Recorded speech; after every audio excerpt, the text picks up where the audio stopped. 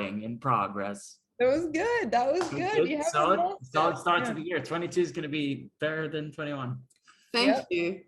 Thanks, Dave. You're really welcome. appreciate it. So, you know, we think we're going to have a chat without Dave for this one, but he has to come in for that. In Dave's defense, I did cause that to happen. You did encourage it. But only because you don't love the game, Karen, but everyone else does. Everyone being you and Dave. Yeah. I mean, there are only 3 people involved. Cats don't love the game. The cat, you've not asked them. I was talking to the cats the other day and you've not asked them about that. So I don't believe it. Yeah, I have to say Bug really doesn't look like she minds at the moment. So yeah. Well, Snuffles. Snuffles hates. Oh, Snuffles is gone. Snuffles just hates everything. Everybody. Everything. Okay.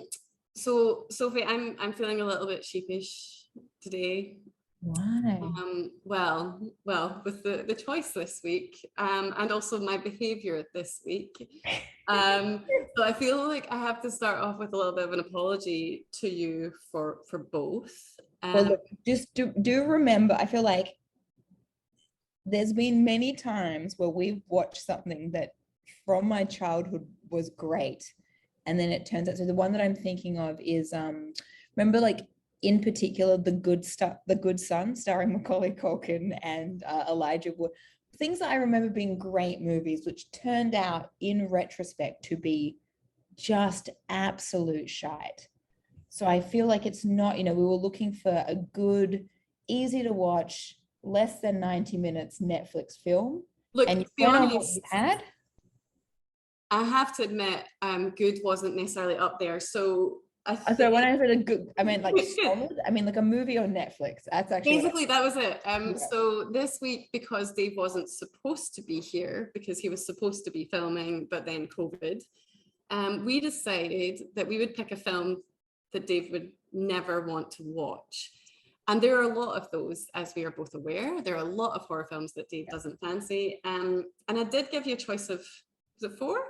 I think it was 4 or 5. There was one that I had seen because I looked up the little spiel of all of them. There was one that I had seen. And then I think the rest of them, I think there was one. So one of them, the one with Helen Hunt, was one that me and JP over Christmas break, when we were looking for a horror movie to watch, that was on the short list. And then that got canned. But also, then I think we canned that one because it was longer than an hour and a half too. Yeah, and we canned it because it couldn't compete with whatever other shit movie we ended up watching. And then yeah, I think there must have been 5 because I reckon there were maybe then 3 that I hadn't heard of or didn't know about. And then this one that every time I kept looking for, there's the exorcism of Emily Rose. I know. So every time I was like, that's not, it's the something of a different woman's name. Yep.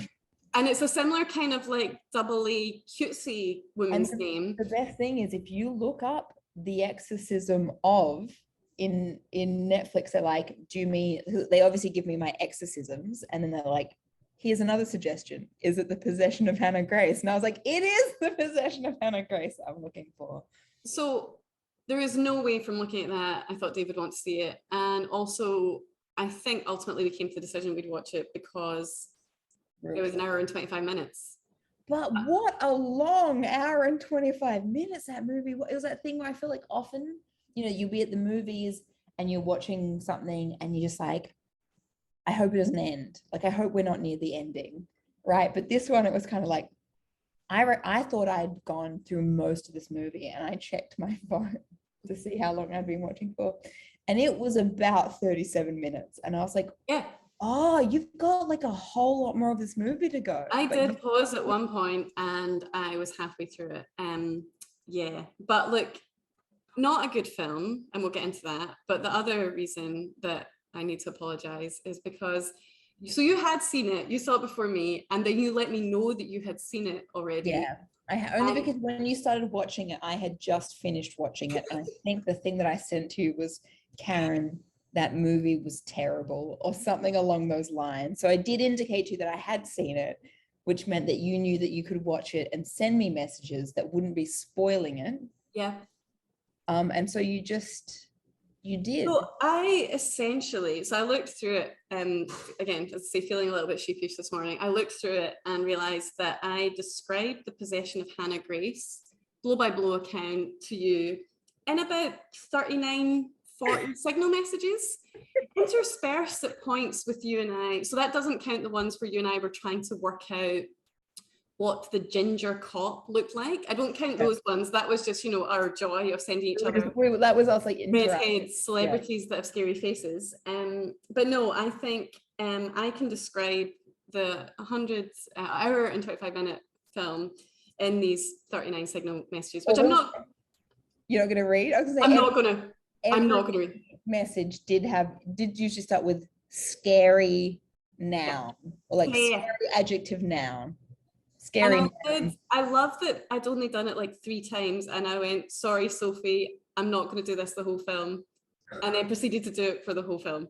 And the best bit was there was times that some of it I was reading it as I was coming in. At one stage I had to go make myself dinner. So there was like a large portion that I missed. And I think that's when I came back in and I was like, Dave, what are you doing? You need to step in right now. Dave was not watching the movie. He was playing a game on a Switch, by what I can tell. Yeah. And then I did go and eat my dinner. And by the time I ate my dinner and came back, because it was a late dinner, because I do that thing where I get distracted by things like terrible Netflix horror movies that we need to watch for Zoom Horror Club. And I go like, oh, it's 8:45 and I need to make dinner. So then by the time I ate my dinner and I came back, I just got, I think I must have come in. I must have then seen that you were still going.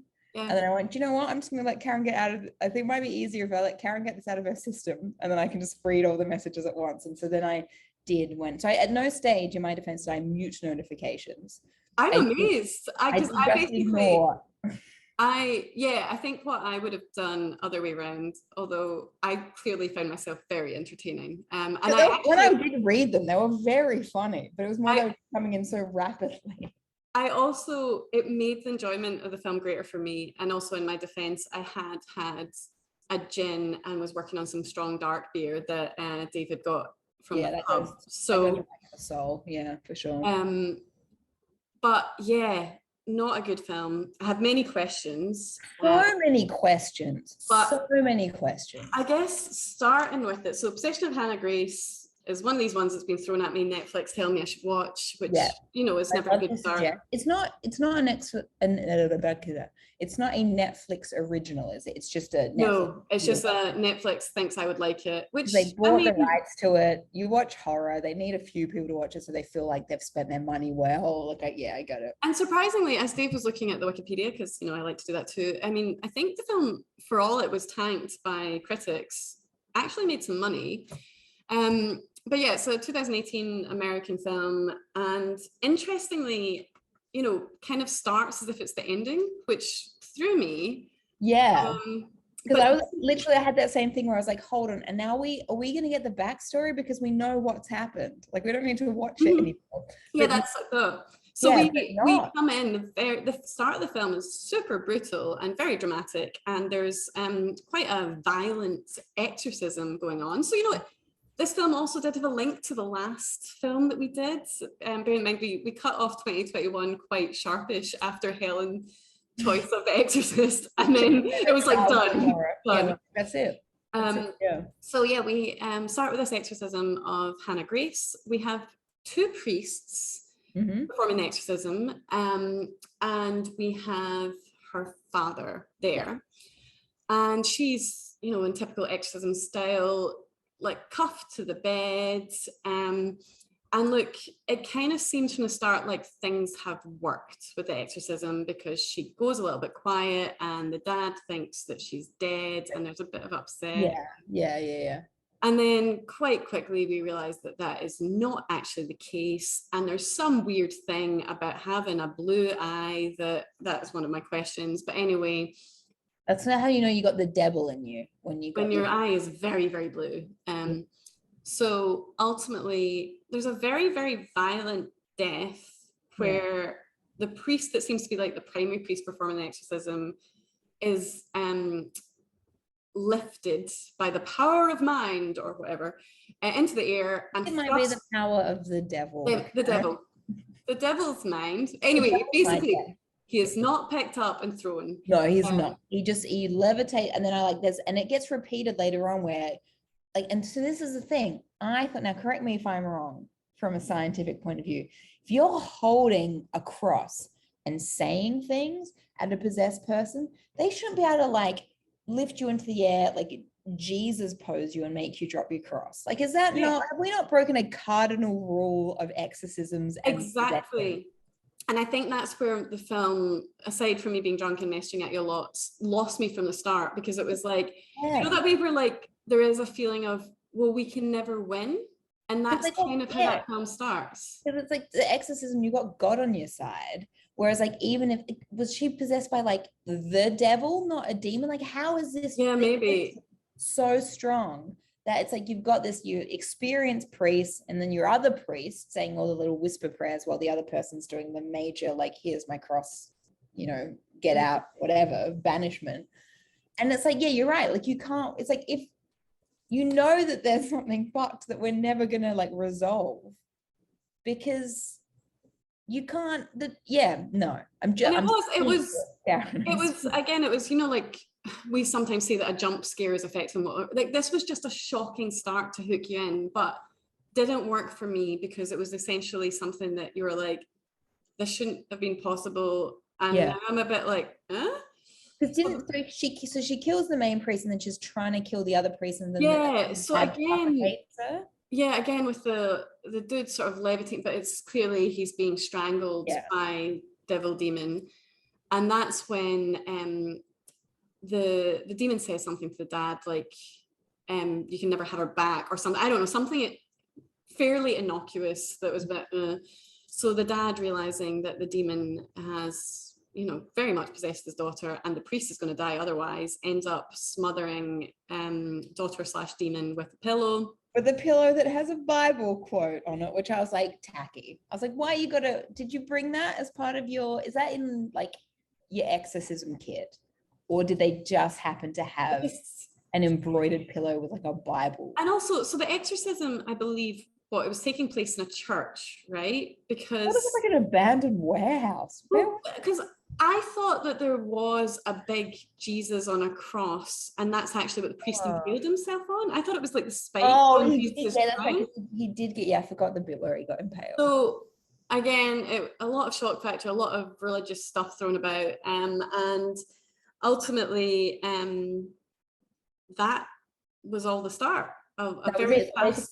Father has killed her. So, but we do get a hint, because the father kills her, and then she's dead, and we're looking at her, and it's like, I don't want to call it clumsy, because I don't know how to make movies. So I don't say like someone who's doing clumsy filmmaking, because I can't make any movie clumsy or otherwise. But it's like, then we look at like the toes, then we look at like the fingers, and like we look at the face, and then it's like, we're looking for something to move, and then just before we cut away, we look at the fingers again, or for the first time, I don't know, and like one of them just goes like this or something, and you're like, well, she's not dead if her fingers moved, this is a problem. And then it's like 3 months later, and is that also not when the scary fly first appears?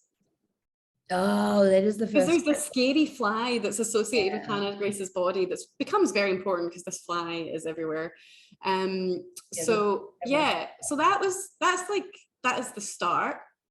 And then we do this, like you say, we're left with this position of, are we going to then backtrack to see, because it's called The Possession of Hannah Grace. So it's just like, I almost said Emily Rose there. I'm like, I'm going to just do that.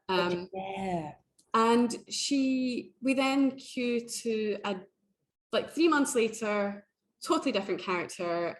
We've got this clearly like this ex-cop, Megan, who has had a difficult time, that we get little hints of what's going on with her. And we're introduced to her trying to get a new job.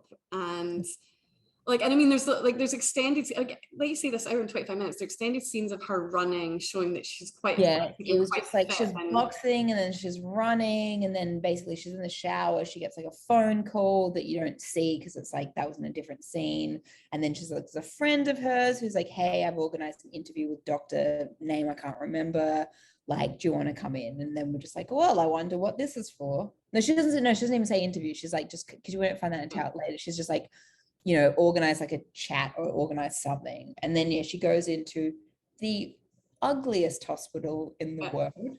Like, was it Boston Medical? Yeah. It's Yeah. not pretty.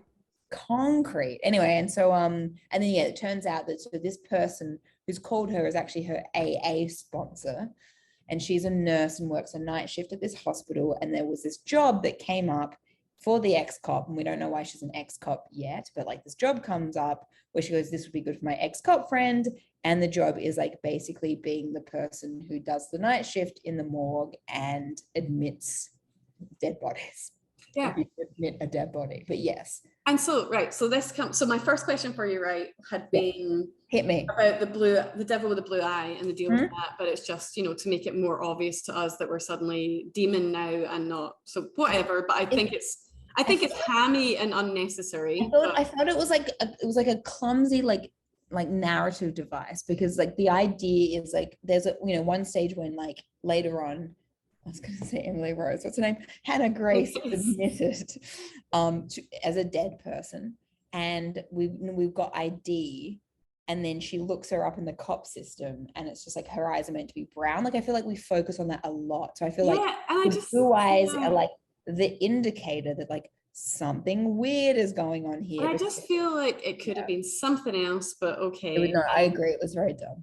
So the next question, so we've now got her, she's going in during this like interview, which is not really an interview because she's clearly being trained in the job, kind of, but not really enough, because she's now like suddenly expected to take photos of the corpses.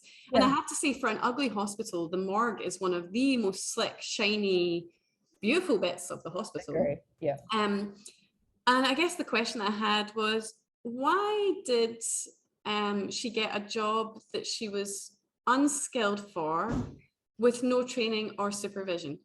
And I mean, this is again, it's like there's not even someone on her first day showing her the ropes. It's kind of like the doctor who's not there goes like, this is what you'll be doing. Okay, the thing, like someone will come into the whatever bay, and then you take the lift down, and then you bring them in here, and then you bring them in here, and then you take all these pictures of their body, and then you fingerprint them. And sometimes rigor mortis is fucked. This is how you fingerprint someone with rigor mortis. And then like you put them in the hole, and then like bam. But it's just like the first time she does that is by herself. And that's what bothered me around it, except for like security guards. I don't think that this job is beyond this woman. No. I'm not trying to say that. I think she's a very capable, she's very competent, competent woman. But I still felt like anyone going into this job would have been expected to have some co-training. And I mean, the whole thing was, even the photographs, they'll just like take a picture of the whole thing and then focus in on like, you know, whatever the trauma or whatever they said. And it's like, this person is not medically trained. No. Like, yeah, okay, if you've got a broken arm and a bone sticking out, or like brutal, like sometimes things are obvious trauma.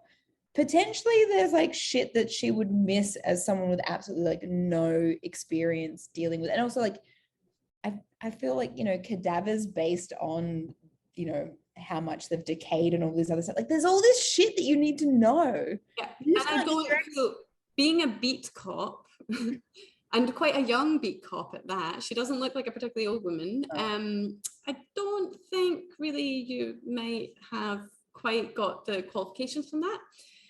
But hey ho, I mean, they set it up as like quite an unappealing job, because essentially there's a sole person working in the morgue overnight, and they're there for any bodies that are brought in the graveyard shift.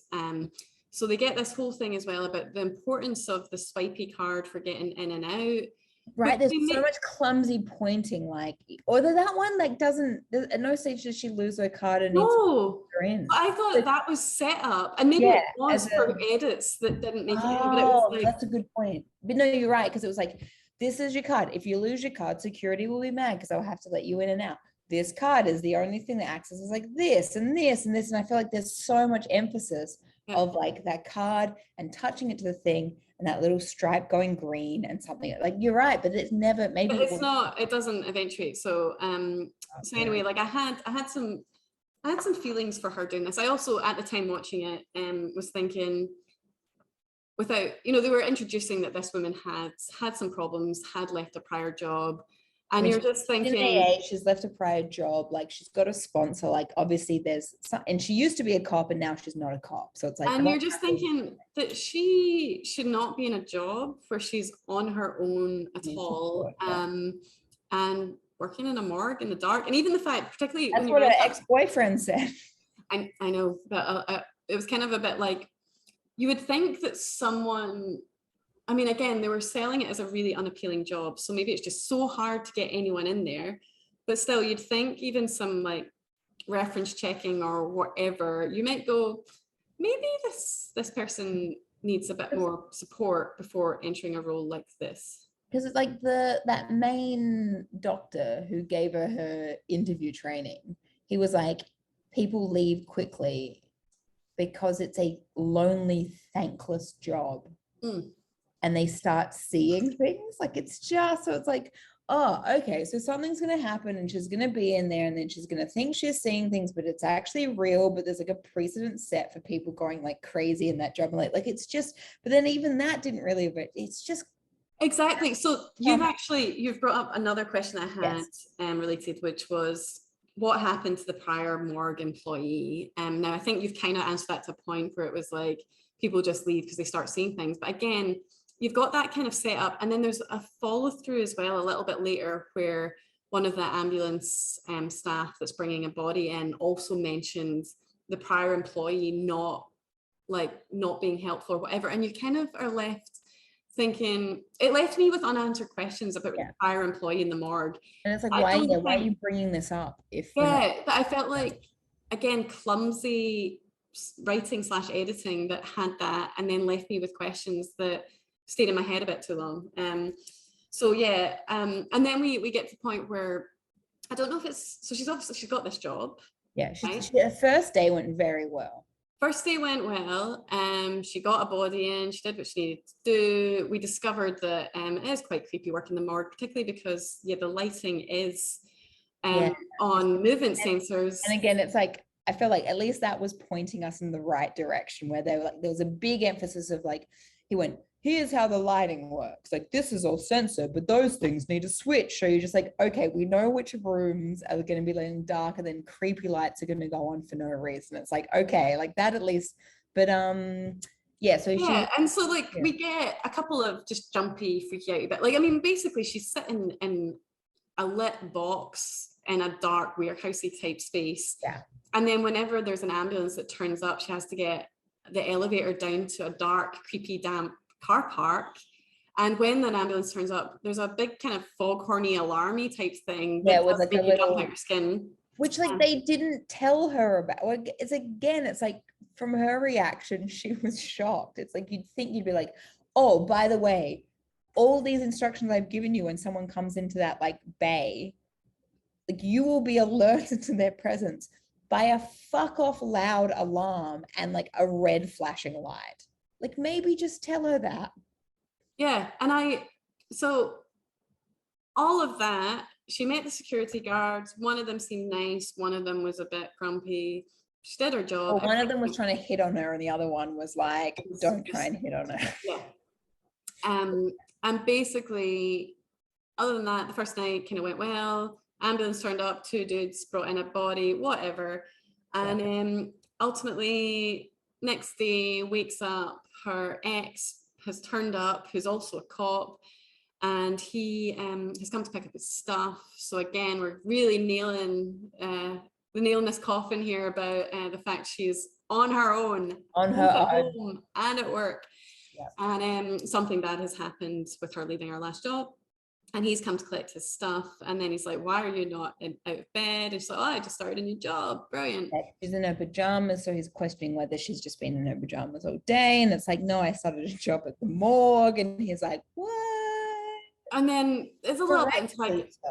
Yeah. And it's all a little bit antagonistic, but you're not like, you feel like he's questioning her within the realms of this seems reasonable to ask about this. And we do at one point see her, I don't know if it's before or after he turns up, but like going to Alcoholics Anonymous or Narcotics Anonymous, one of them. to talk about how she's doing. It must have, I think it's like, because the friend who hooked her up with the job had actually said, oh, look, and we can, because she does the nurse night shift because she likes it, like, because, at nighttime is when you're going to go out and abuse all your substances. And so she, likes it. She likes the, which again, I mean, I guess seems rational. Yeah, that seems reasonable. I guess, except that she's completely on her own. And as we discover later on, she has her comfort drugs in her handbag just in case. But yeah, and so I think it was after, because she went, look, we after our shifts, we can then go to a meeting in the morning. Yes, I think you're right. So I think we had the first day, then we had the meeting where she's basically describing this thing happened where there was like a guy with a gun and she was there with her gun, and then her like partner was like next to her, and this guy like turns around and he's got a gun and she just like freezes, and basically he ends up shooting the partner, who I presume dies. And so, she's like a bit basically like traumatized because her partner is dead. So she like was in a position to intervene, but like froze in the moment. And so then she turned to like substance abuse to deal with it, which you can kind of maybe understand. Except, but this bit I still do not understand is a woman clearly suffering from post-traumatic stress disorder. That it's not clear, okay, she's getting her support through AA or NA, but it's not clear if she's actually getting other psychological support or medical treatment. So a woman with PTSD is now working in a morgue. Brilliant team. All night, like, and because even the doctor who hired her like went, blah, blah, blah, said that, there might have been some issues or something, or you've been on, like alluded to the fact that there was a problem. She kind of went, oh yeah, but I'm much better now. And he was like, okay. And then that was the end of the conversation. So it's like he knew some of the background. And then even when they're getting into the lift to go to the morgue for the first time, he's like, people start seeing things, whatever. She's like, no, I believe that like when when you're dead, and you like that's the end and whatever. And he's like, good. And I was like, what is this weird conversation? Like it's just nothing. I mean, I know it's a horror and it's extreme, but like nothing comes across as natural conversation. In fact, I think the only person, as much as we were laughing trying to figure out if it was like Carrot Top, Chucky or Carrot Top, and like I actually thought he probably did one of the best jobs personally. I thought in the film, like I thought he in the character he was playing, I think he came across the way he should have been coming across. But yeah, so like we then get to her second night at work, and yeah, I mean she survives one night at work and then everything just goes, it all goes wrong, Karen. So she goes down and there's someone at the door. She gets the buzzer, she goes down. And we're specifically told that unless it's for like someone with a corpse, it's like we don't open the door. Yeah. We don't open the door, we don't leave the building. So she goes down, it's a creepy dude in a parka in that creepy car park. There is no ambulance and he's demanding to be let in. Yeah. And she's like, well, no. And he gets quite aggressive and she's like, well, no. And so she calls security, says there's a homeless dude trying to get in. They're like, oh, that happens, whatever. It all seems very judgmental. Like there was no indication that he was homeless. He was the man in a parka who was inappropriately trying to get into the morgue, correct? But like, we don't know his living situation. Yeah, and so like not long after that, there is a buzzer because body is brought in. Now here's my other like our comic relief body bringer. But oh my god, this annoyed me in many ways too, this bit. Because so she goes downstairs, there is a body, there is an ambulance, she can't open the door for that to be brought in, but only one member of staff. And he says he's working on his own, he needs her help. And you're just kind of like, would this ever happen where he was on his own? Like, I get it that the other member of staff is called in sick, but like how did he get the book? Because the whole idea is her to come to help to get the body out of the ambulance-y thing onto like the gurney. How did he get the body into the ambulance in the first place? Yeah. He can't lift her by himself. I had a lot of questions. And again, I was like, there are other ways, like the blue eye thing that just annoyed me. This really annoyed me because essentially it was a setup so that the purpose was to get her out of the building. So that this creepy dude in the parka could sneak in while she's helping bring the body in. But again, as you say, it brings some like kind of comic relief because this ambulance driver is a bit more just bantery, and then he's also a bit like, thanks for doing that. Like later on, I think he said, thanks for doing that. Your prior would never have helped me with this.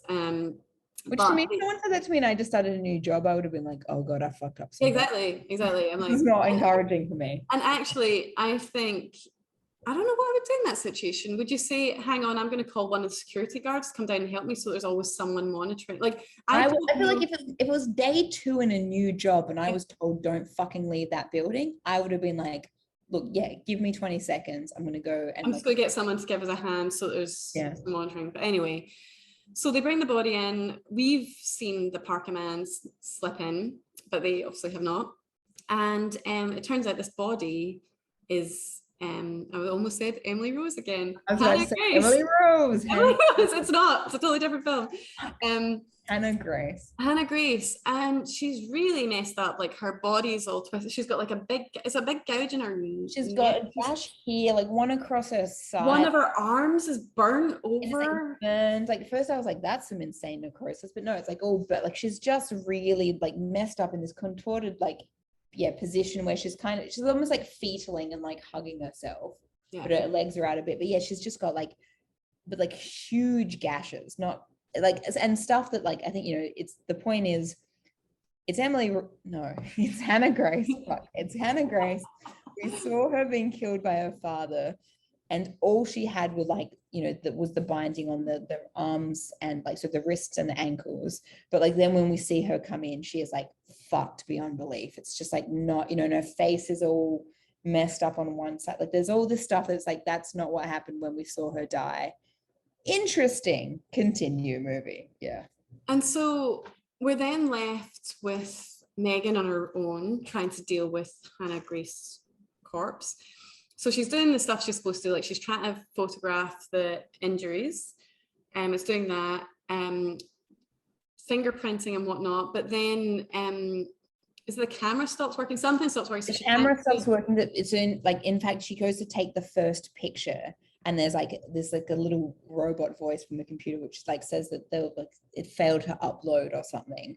So she keeps trying to like take this picture, because obviously she's the second day in, she didn't get like a proper handover, and there are no instructions. It's like what you do when you quit the hardware stops working. So she's just like again and again and again, and then there's this one bit where she gets it really close to her face and she's looking at the camera, and then she gets like an electric shock or something, like she reacts to something. So then she obviously goes like, fuck this camera, it's not working. And then goes to do like the fingerprinting, takes all the fingerprints, which is like, and I did feel for her when she had to take like the burnt up arm here and then just like take the fingers off and like anyway. But then so what happens is you put the little fingerprint strip into this little scanner, and then it puts it in, like scans it in a database of like offenders or whatever. But that keeps failing as well. So what we learned is the devil hates technology. Yeah, hates it. Least favorite thing. So she's a bit puzzled by all this, but she decides to log into the old computer database from when she was a cop. But of course, her ID and password don't work because she's no longer a cop. Like, come on, mate. Of course they do. It's like, it's the police force. They do. They're not going to like linger on like, oh, also as a member of staff there, you'd expect to know that, like, that this is not going to work anymore. But thankfully, her ex-boyfriend is still there, and even better, of course his password is Megan. Of course it is. Aaron, it's so dumb. And it's not even like Megan with like an exclamation mark, a few numbers. It's nothing. It's just her name. But also, it's like, dude, you are signing into a police system from a very unique IP that can be traced to you.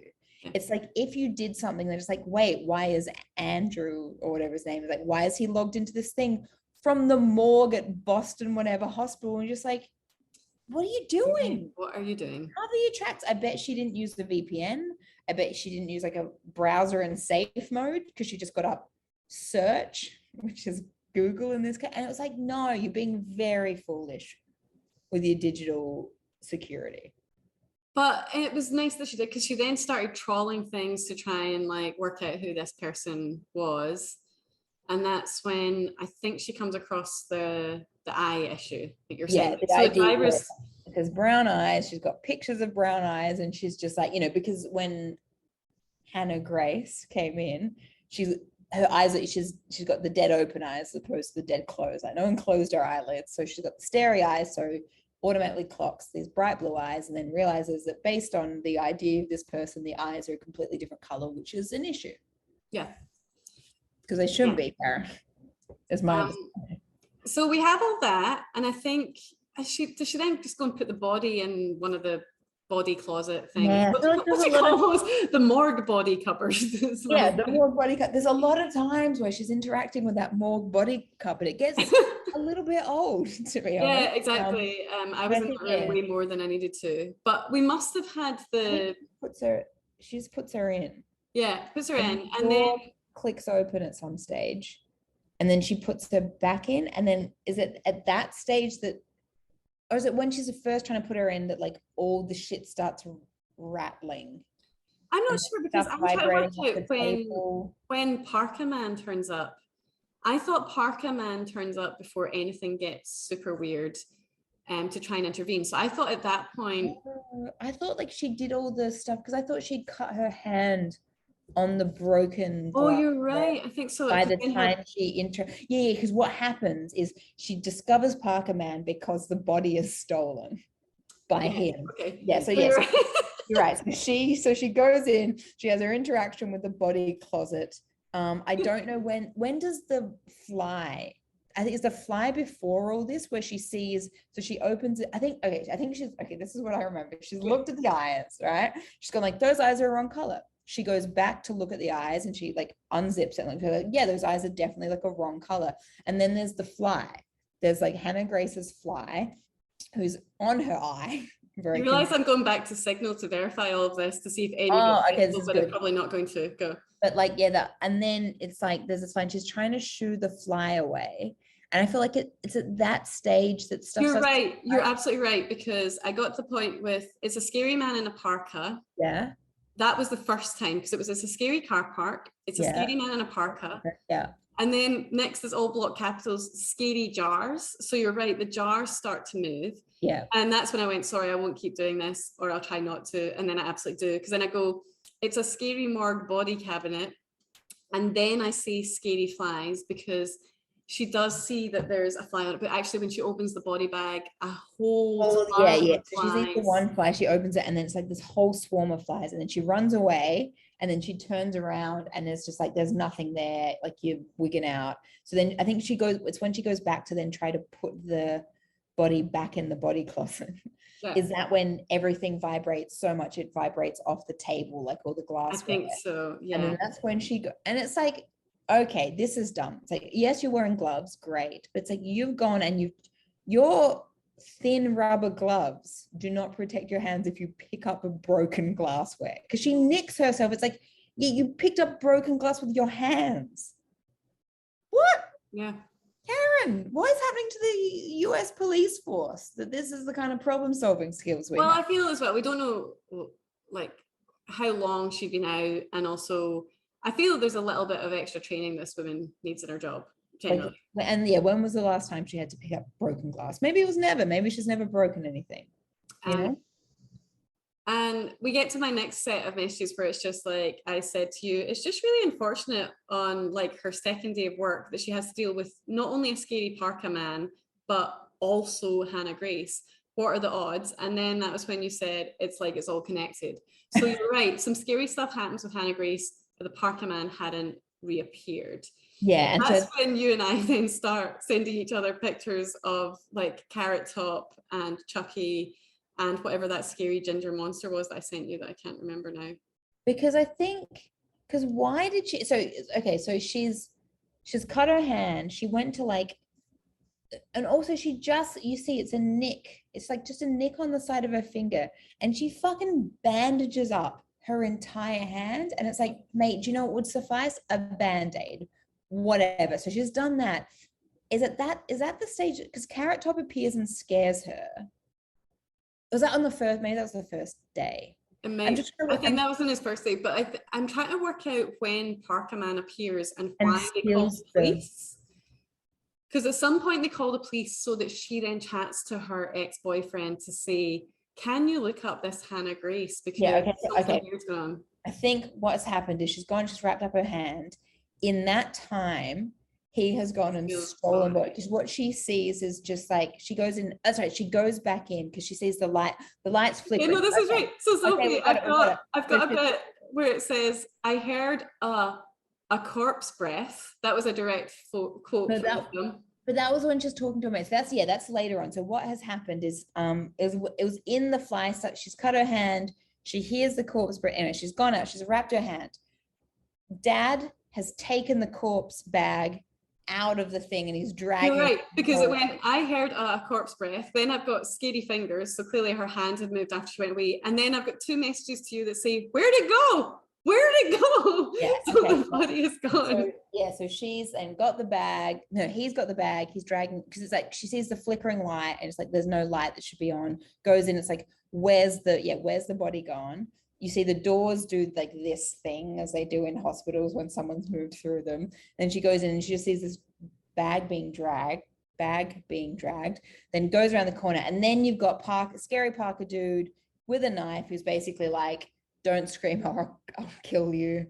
And then she's like, okay. But then her cop reflexes come back in and she whoopachars him and gets the knife.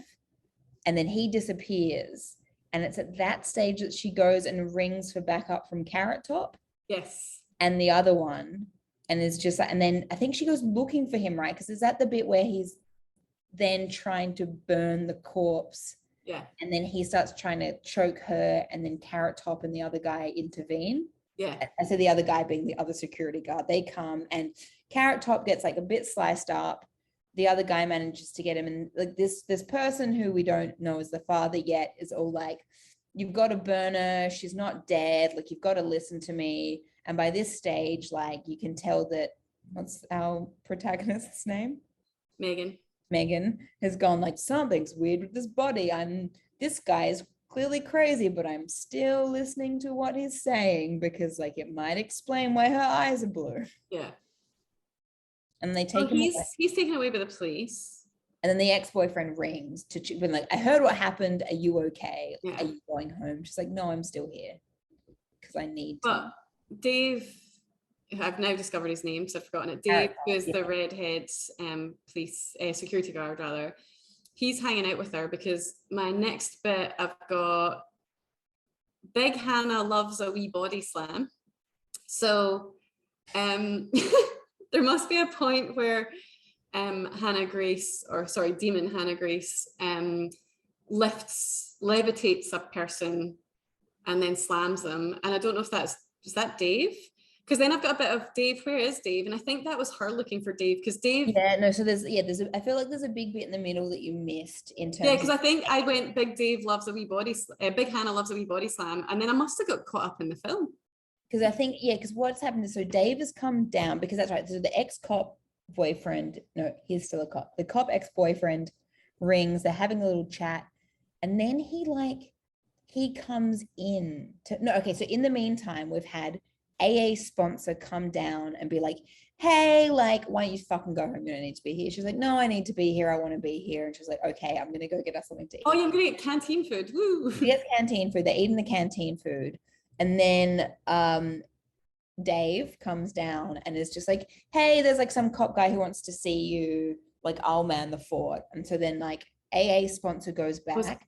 Dave is manning the fort. And then she goes to talk to cop ex-boyfriend, and he's all like, are you okay, like blah blah. And so that's the bit where she does ask about can you check this up, check the fingerprints for me. So she runs back and like gets the... And is that around about the same time as her ex-boyfriend also asked her, by the way, have you seen my drugs? Yeah, that was that same... I had a prescription that I don't have. Do you have my drugs? It's like, how dare you? Of course I don't have your drugs. So that interaction happened. Yeah, exactly. That was exactly when that happened. And then so when she takes the finger, so I think they had that thing, then she's like, okay, but I want you to, I've stopped being defensive, even though you're right, but now you think you're wrong. I need you to do this favor for me. Check out these fingerprints. Goes back, gets the fingerprints. In the meantime, Dave has found the ball that she yeah. rubber bands, which he decides to go play with the ball and his police baton. Yeah. And so, yeah, so she goes back, she's talking to the cop. And then that is when Hannah Grace comes and body slams Dave. That's right. Picks him up, slams him. And then like we cut to Megan coming back and like Dave's fucking disappeared, but also like there's shit all over the ground as in like broken glass and random things again. And she's like, mate, but yeah, what had happened is, because yeah, so Hannah Grace body slams Dave. And then at some stage it looks like he's being air pushed, demon air pushed into one of the dead body cupboards. Yeah. Anyway, so she goes back, and he's screaming for a bit and then stops screaming. And then she comes back, she's like, where the fuck's Dave? Oh my God, he's made a mess. I'm real pissed off. Cleans that up. And now I have no recollection as to what happens after that. And I'm trying, and I don't know if this helps because I've then got Dave, where are you? Yep. And then I've got, it's a scary ball. Yep. I'll leave Hannah alone. She just wants a wee game of rounders. It's still being scary all the time. Okay, yeah. And then I love a comfort drug. Oh yeah, because I think I think what happens, if I remember rightly, so she's looking at security footage. She goes up, she wants to see. Right, this is like her newfound hobby of just watching security footage all the time after that. So she goes to get security footage to see what on earth is going on. And I don't know if it was to try and find Dave or whatever. She's looking for security footage in the morgue. And while she's doing that, she sees a corpse, freaks herself out. But her pal comes back, her sponsor. Like she goes to get her, because that's right. She has this thing where she goes frame by frame, and it's like of the dark corridor, but then there's one frame where there's a little bit of light and like a scary figure in black. And so she goes to get her mate, and it's just like, hey, fucking come see this. And that's when her mate discovers that she's got those drugs, comfort drugs. So that's why I love a comfort drug. We all do. And so basically, ultimately, she does have the medication, her ex's medication, but she just keeps it in her handbag. She just carries it around. She's been feeling anxious. And she feels comforted, as you said, by a comfort drug. The idea that if she got so anxious that she needed a Xanax, she's got some. And so her pal is quite really pissed off with her. I mean, so AA sponsor. It's like, you also got her a job. Yeah. And she's like, but she's also a bit worried because she's like, well, of course, I mean, you're taking drugs. Of course, you're seeing things that don't exist. And so we've got this next quote. My brain did not put a corpse on the security footage. And come on. On AA sponsor, you idiot. But yeah, I think her pal gets raging, disappears, goes back up the stairs, but that's when she encounters, first of all, Dave, but it's Dave's body. Oh yeah, so you're right, because she goes, there's this altercation. She's like, look, take these fucking things if you don't trust me. And she's like, no, I trust you. And then she leaves, right? And then she goes to have a cigarette in the stairwell. And as she's lighting her cigarette, she gets a drop of blood or some goo on her hand. And she looks up and she sees what looks like Dave's silhouette. And she's like, Dave? And then he disappears. And so she like runs up the stairs. And like, then there's kind of like weird Dave, who's like maybe like a dead body Dave in the corner. And then there's like Hannah Grace being like real grudge ghost, black scary on the ground, but weirdly not really scary. And not scary. Sorry, no. I know what you mean, but I'm just sort of saying that like that stuff, usually that grotesque, and it's also that clicky body when she moves. Yeah. And usually that gets me, but I was just like, at this point, whatever.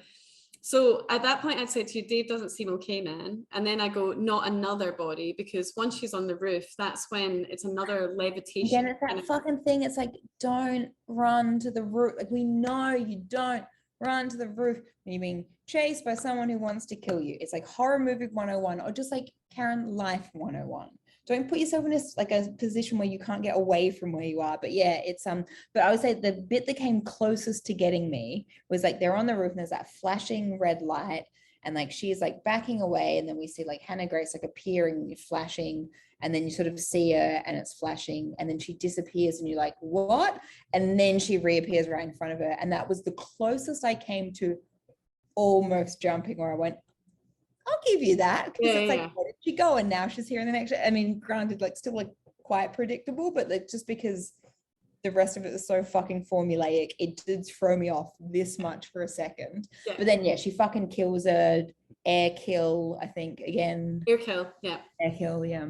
And then I don't really know what happens between times because I say my messaging So sometimes. what happens in your message next? We'll work it So out. the next bit we go to is. I like that I watched this last night and I'm like, let's use your messages to work out what hilarious. happens in the movie I saw like 24 hours ago. So this must be around the time that we somehow learn, like, so I think the gouge out of the side of Hannah. Oh, she's had healing. Because Yeah. I've got, don't you find deep, meaningful chat between colleagues so healing? I know the Hannah Grace demon does.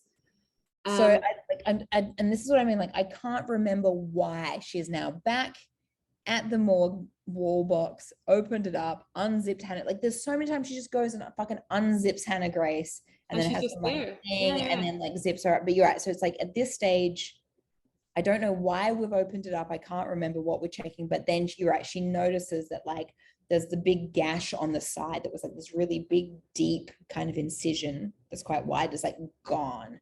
Yeah. And she's like, what the actual fuck? And then is that when old mate comes back?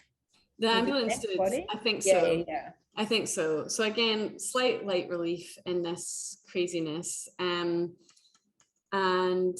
yeah, so he comes, there's another body that's brought to the morgue, but I don't think she helps him this time. How does that even happen? I don't know. But that dude comes Yeah. in. Or maybe Yeah, she so just, that's not really, maybe she just fucking does because she did it once. I can't remember. maybe she did. So they have a bit of a chat. The ambulance guy is quite sympathetic to her. They have like, I mean, again, it's supposed to be clearly like a touching moment in the film, but at this point I've just lost all care. But he clearly had his own problems with alcohol. Yeah. But he was showing her a picture of his kids and like, you know, things can get better, and also like sort of reassuring her that the job can get better. And, you know, He was like, I feel like he's Yes. he's been one of the most supportive people of her in her new role, yeah. in his defense, but just for, yeah. And Because it's then like, I've got, she does acknowledge that he does acknowledge. So when she's like, hey, come and look at this, like, didn't she have this big slash? And he's just like, yeah, I actually do remember that. And she's like, and also like her hands were all fucked up, and he's just like, yeah. So it's like he does Yeah, acknowledge he that like for acknowledges some that. reason it's weird that she's a bit healed. And then he goes, you know, he's done his thing, he's on his bike, he's going back down to his ambulance so he can leave again. yeah, because I've got a bit here, but maybe is the conversation they're having where she's apparently said, I've just been feeling anxious lately. And my comment here was maybe because of all the possession going on. But yeah, then my next bit is Hannah Grace fucking loves an elevator. So you're right. So this is when the ambulance man, who now I've discovered is called Randy, thanks. Randy. So Randy leaves her to her job. He goes to his, but clearly I have realized Randy gonna die because as he goes out to the ambulance, Hannah Grace gets in the elevator to go downstairs. And okay, the dumbest thing is, so Hannah Grace gets in the elevator without her fucking access cards, but don't worry, we don't need to focus on making him move without access cards, even though we really emphasize the need for access cards, but it's fine, whatever.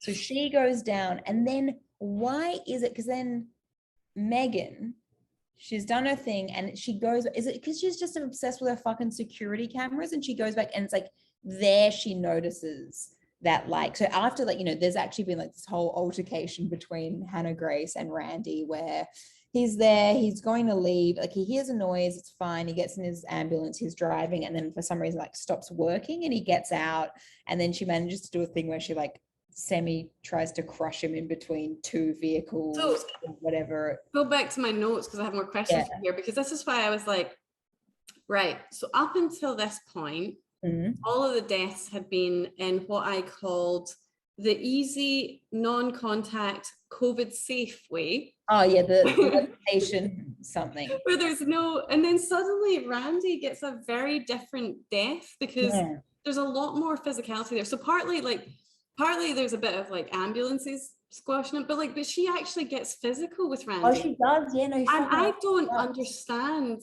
why that happens and why you change tack when your approach to death of many bodies that we've seen by this point has all been via the levitation type stuff. And that's been really effective. Like at no stage she has been thwarted by anyone in doing the COVID safe death. You're right.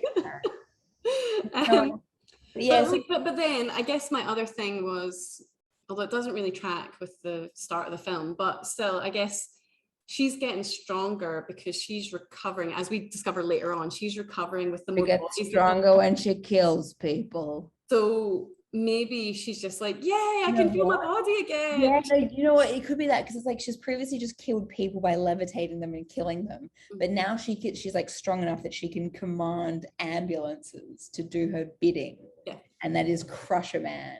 Yeah, no, you're right. Yeah, so that thing has all happened, and then for some reason, fucking Megan is looking at security footage again because then I wonder if it, and again, I was quite drunk by this point, but is she not still looking for Dave? Oh, maybe she's looking bad, but yeah, maybe she's still like, so she thinks Hannah Grace, okay, it's all really weird, but she thinks Hannah Grace is in her cabinet, body closet, whatever you call it, and she thinks that ambulance man is fine, has dropped off another, but then I don't know if she is actually doing her job, because did she not get another body that she was supposed to be dealing with? But no, she randomly sees on the security footage fucking Hannah Grace get into the lift, and that's when she's like, Randy, and she like goes downstairs to Randy, and that's when it's all like all hell breaks loose. And is that when, because does Hannah Grace start to fuck her up a bit at that stage? Because I say this because later on, has she talked to the ex-boyfriend in the meantime? Because he comes back and then he finds her cell phone on the ground in the car park with dead Randy, and he's like, what happened here? And I feel like she goes down to help, and that's when like Hannah Grace comes and fucks her up some. I think so. Because then she wakes up in the body closet. Yeah, I think so, because well, my messages don't massively help, but it's got just racking them bodies up for the morgue, so that must be when Randy died. Yeah. And then I've got yay, Parker Man is back. So I don't know how Parker Man managed to get away from the police, but he's they say later on in it that he killed the cops, the arresting officers. Of course he did. But you're right. I think there is a point where she goes out and she is confronted by Hannah Grace, I believe, and then she tries to get away. And you're right, the next thing we have is her ex-boyfriend getting to the car park, and seeing stuff going on and trying to get in, because eventually the remaining security guard does let him in. But in the meantime, find Dave. Yeah, because while he comes, he sees Randy's body just as Megan had. Yeah. But Megan has gone back in because, as you say, I think she's ended up back in a body closet. She was kind of like, I think Hannah Grace did something, and then like Megan was doing like a lot of, and that's no, it's coming back. Hannah Grace tries to fucks her up a bit. She ends up back in, so Megan gets in the lift without Hannah Grace, and she's waiting by the door, and as the door's about to open when she's back at the morgue level, then you kind of see that Hannah Grace is actually there, and then she runs out, and then I guess Hannah Grace just fucks her up a bit more and sticks her in a body closet, because there's a lot of crawling at one stage, and then she's on the ground, and Hannah Grace has this weird thing where she kind of like crawls on the back of her and like sniffs. Well, there is a point as well where again she does encounter Parker Man, who tells her that when does that happen? She heals herself by killing people, then she rests. And so at that point, after she'd killed Randy or something, maybe she was having a resting moment. So then what he tells her they have to do is they have to kill her by putting her in the fire. Yeah, but so I think at that point, come back though, like when in the scheme of Randy is dead. I think it's before she ends up in the closet, because I think she gets, because the dad gets killed by fire, because they try and put Hannah Grace in the fire, and it all goes tits up. Basically, the dad ends up, as I put it, death by fire. And then Hannah Grace should really get her joints checked. Cracking like that can't be good for you. That's not very helpful, Karen. And then there's a point where it says, death by knife, not very creative. So there is a moment where after this point, this is where I believe Megan is in a closet. Because what happens then is the police officer and the remaining security guard realize that crap's gone down, there's all these bodies, and they go down to try and find Megan, and that's when Hannah Grace is coming for them.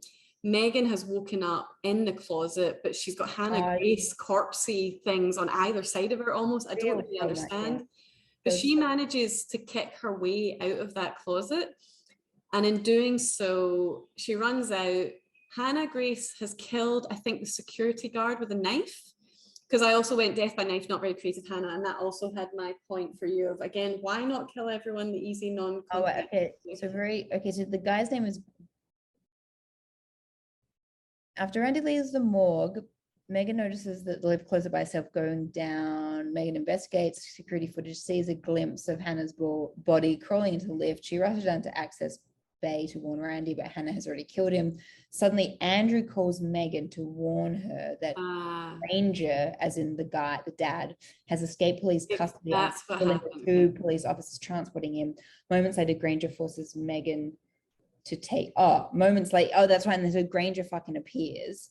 Yes. Okay. Yeah. Okay. That's So if we just stuck with the messaging, like we would have got there, because basically we went from the bodies are racking up after Randy died, and then Parker Man is back. So okay, we're back on it. So ultimately, so it's in the process. You know how it's like, well, how is it that she ends up in like the body closet? It's in that process. So basically, Granger's just like, here, she's a fucking demon. You got to kill her. Blah blah. We've got to, incinerate her body. She keeps coming back to life. Blah blah. They go to do that. The dad ends up in there.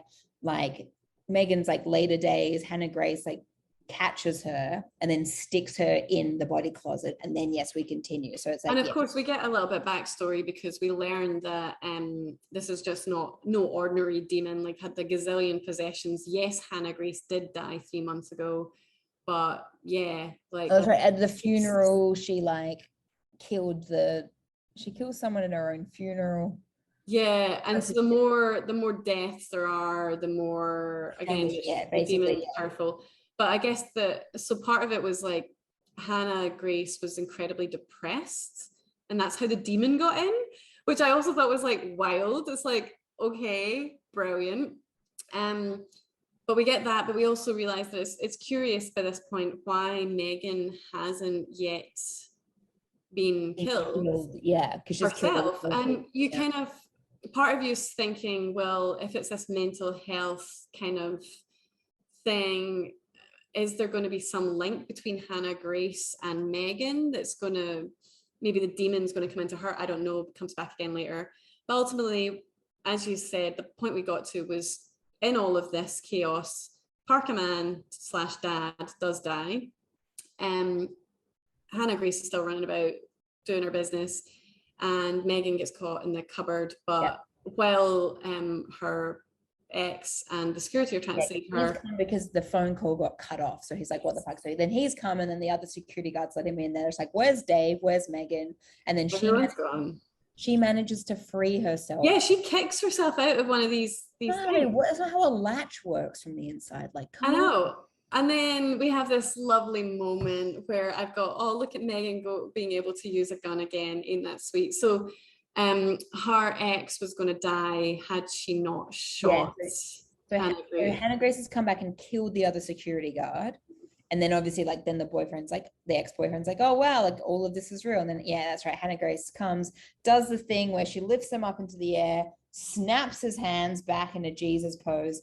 But then, Megan takes the gun out of his like Jesus pose hand, and then like basically just shoots Hannah Grace like a bunch of fucking times. It's just like bamity bam, bam. And it's like, she doesn't look like she's going down. She walks straight up to her and then like right in the face. And then eventually she like sort of kills over. And you know that she's dead. I say dead when Andrew then drops from the sky because he's been... It's a clear sign that there's no longer demon control there. And that happened, in fact, in that first scene where the dad smothers her, and then the priest who was...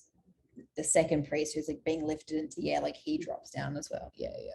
And so I then have a go America which I think was probably a reference to the fact we were ending it with someone being able to use guns again. Ooh. Okay, sure. That makes, yeah. And then end it with fire. So the key thing was that to actually deal with all of this, Megan had learned that she had to burn Hannah Grace's corpse. So she goes try and do that. Is there another little moment where Hannah Grace comes back again? So she sends the ex-boyfriend away because like he's been injured.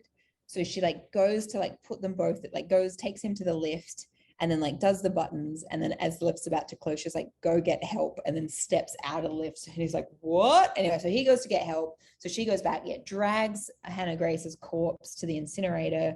Again, can lift this granted, like Hannah Grace is not a big person, but this is like a fucking dead weight body that she's lifted by herself. Anyway, it doesn't matter. Let's not focus that. She puts her on like a little gurney, and it's like as she's pushing her. Oh no, sorry, that's not how incinerators work. It's just not a fucking box of fire. You put a person in. There's nothing that you put the person in. You close it. You press the stuff. It happens. It's like there's no stage where you could actually fall into the fire. Yeah. But anyway, so he opens up the box of fire for the person, he's pushing her in, and then that's when like Hannah Grace like comes alive again. But then you can hear like the real Hannah Grace's voice come through, like pleading for help. But she's sort of like, but the demon bit of her is like grabbed Megan's like trying to pull her in, and then like honestly, she would have got like some burns to her arms. Like you looked at how close, it's like, but apparently she doesn't. But it's like there's no way you got that close and basically into the fire because you're pushing this person in. She's got your arms and she's pulling you. It's like you would be burnt, but fine. Anyway, so she eventually gets her in, and then like closes the thing, and then we cut to like, oh no, that's right, we don't cut to an aftermath. She then goes back and just like sits on the floor in the morgue, and then the boyfriend with the rest of the cops come back and they get her, and then we cut to like end scene where she's running. I haven't touched a drink or whatever in 60 something days, and she's like running. And then there's like the dumbest last scene. Yes. Where it's like she's going to, there's a voiceover monologue. I can't remember what the fuck she was saying, but there's at some stage where she's there and she's looking into the mirror, and then you see that fucking fly. Beauty fly. But then all she does is she fucking kills the fly.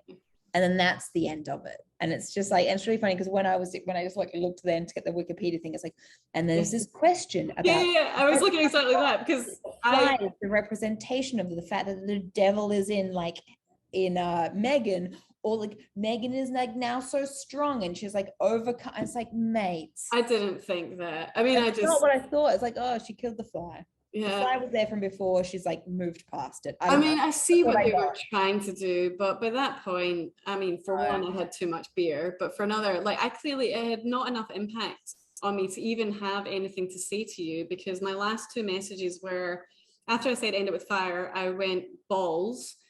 And I don't know why I said that. Maybe the rubber bouncy ball was bouncing about again, and it wasn't clear. It could have. I think it was something like, it wasn't clear to me that the demon was actually gone, because suddenly the rubber ball, which the demon had also kind of been around earlier, was moving.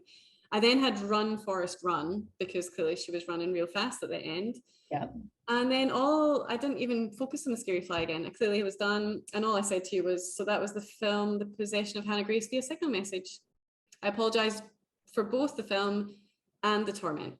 And then I came back like a little bit later and I just like went and reread everything and was just pissing myself laughing. Do you know, I have to say, like, I did really entertain myself.